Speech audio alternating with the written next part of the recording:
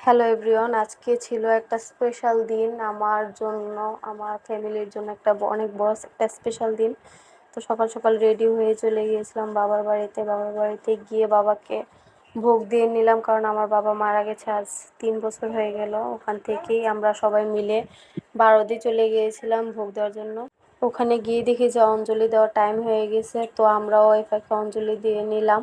ওখানে গিয়ে দেখি যে প্রায় অনেকেই মুসলমানরাও অঞ্জলি দিচ্ছে, তো অনেকটা ভালো লাগলো যে আমাদের হিন্দু ধর্মেরকেও মুসলমানরা যে মানে।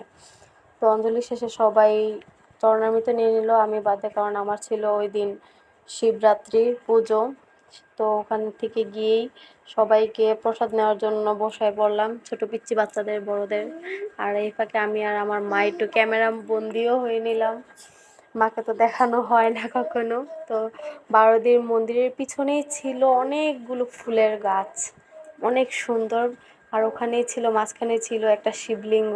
তা অনেক ভালোই লাগলো। তো পরে দিয়ে বিকাল টাইমে সব বাচ্চারা কবুতর নিয়ে খেলা করতেছিল। ওখানে একটা কবুতর ধরেই ফেলছিল হাতে, কিন্তু এই কবুতর, মানসিক কবুতর ধরা তো যায় না, বাচ্চারা তো বোঝে না। তো ওখান থেকেই বাসায় চলে গিয়ে স্নান করেই বাবার মন্দিরে চলে গিয়েছিলাম। বাবার মন্দিরে গিয়ে আগেই ফার্স্টে আমি ফল টল কেটেই গুছিয়ে রাখছিলাম, কারণ আমার বাসায় ঠাকুরের ভোগ লাগানোর জন্য মানে বটি ছিল না, নিরামিষ বটি ছিল না। তো মন্দিরে গিয়েই বটি নিয়ে ফল কেটে বাবার মন্দিরে আগরবাতি মোমবাতি জ্বালিয়েই তারপরে দুধ ঢেলে নিলাম। দুধ ঢেলেই তারপরে আগরবাতি মোমবাতিও জ্বালিয়ে দিলাম।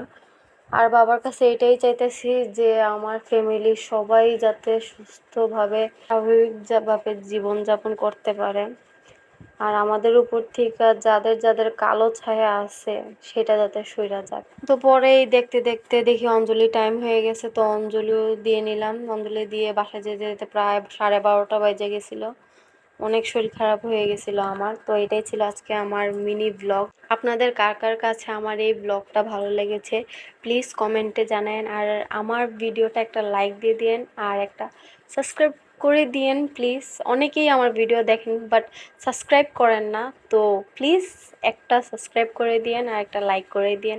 Thank you.